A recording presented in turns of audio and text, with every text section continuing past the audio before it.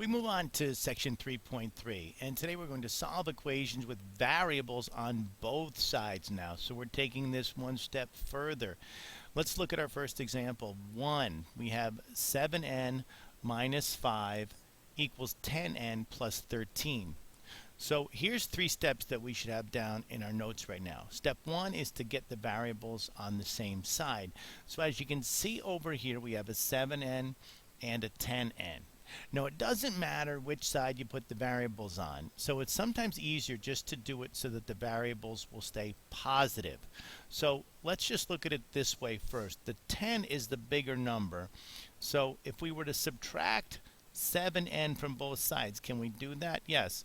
So let's just say we had 7 apples on this side. We took 7 apples away. We would be left with no apples. So that's going to go away. On this side, we have 10 apples. We take 7 apples away. We have 3 apples. So let's take a look what's left. We got the variables together. So it's minus 5 equals 3n plus 13. Now our next step is going to be to get the constants together. Remember, constants are just straight up numbers. So on the one side we have a minus 5. And on the other side we have a plus 13. We want to get the variable by itself. So we got to get rid of this 13. Since we are adding 13, we're going to subtract 13. And if we subtract 13 here, we're going to have a negative 18 equals 3n. And now we're going to get rid of the coefficient.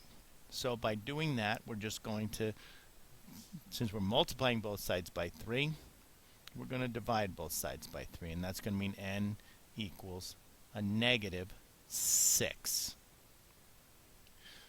We did a little work with these algebra tiles in the past few days, so if you can see how I've got this set up now, our problem up top is 4x plus 6 equals 10 plus 2x.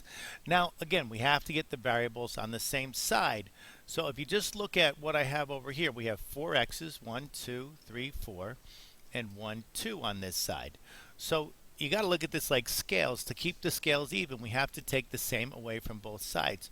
So let's just take 2x away from both sides. So if I take a 2x from here, I have to take 2x's from this side to keep the scales balanced. So that would go away, and the 2x would be 0, and this would now, there'd be 2x left on this side after I take 2x away.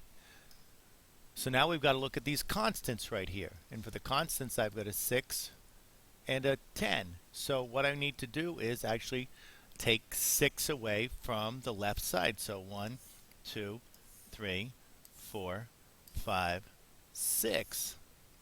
And now we're going to take 6 away from this side. 1, 2, 3, 4, 5, 6. And now that leaves us with 2x equals 4. Now the only thing left for us to do is divide. So if I just kind of reposition these a little bit, you can see that x is going to equal 2 because we're going to divide this in half. So x would equal 2. So let's look at another one.